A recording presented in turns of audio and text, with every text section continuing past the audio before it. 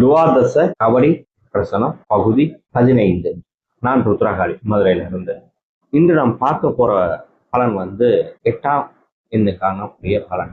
4 சோழிகளுக்கு 8 சோழிகள் இருந்தா இது 8 என்ற கணக்கு. இந்த 8ஆம் நம்பருக்குரிய பலாபலன் எப்படி இருக்கும்னா, அமானுஷ்ய பாதிப்பு, பயம், தீய சவகாசம், திடீர் இழப்பு. அமானுஷ பாதிப்புனா ஏவல் பில்லி சூனின்னு சொல்றது. செய்வன பாதிப்பை இது சுத்தி காட்டுதுன்னு அர்த்தம். அடுத்து மனசு ஒரு என புரியாத பயம் இருந்துகிட்டே இருக்கும். ஏதோ ஒரு பயம் இருக்கும், அது தற்கொலை எண்ணத்தை கூட தூண்டுறதுக்கு வாய்ப்புகள் உண்டு. அடுத்து தீயவர்களோட சவகாசம், தேவையில்லாத நட்பு ஏற்படும். அதுல ரொம்ப கவனமா இருக்கணும். தேவையில்லாத நட்புகள்லாம் தவிர்த்தரணும் இந்த காலகட்டத்துல. இது ஏன்னா 8 வம்பு வழக்குகளுக்கு ரொம்ப முக்கியமா இது வேலை செய்யும். அப்ப 8ங்கிறது நீங்க அப்ப தீவிரங்களோட பழக்க வழக்கங்களை நீங்க கரெக்டா கணிச்சு உங்களோட பழக்க வழக்கம் இப்போதைக்கு தேவையில்லைங்கிறத ஒதுக்குறத நீங்க முயற்சி பண்ணுங்க.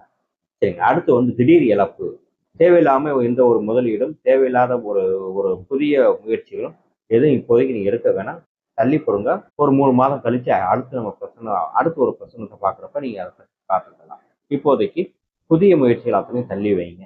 இதுவே 8ஆம் எண்ணுக்குரிய பலனாகும். இந்த வீடியோ பிடிச்சா மறக்காம அனைவருக்கும் ஷேர் செய்யுங்க, சப்ஸ்கிரைப் செய்யுங்க, லைக் செய்யுங்க.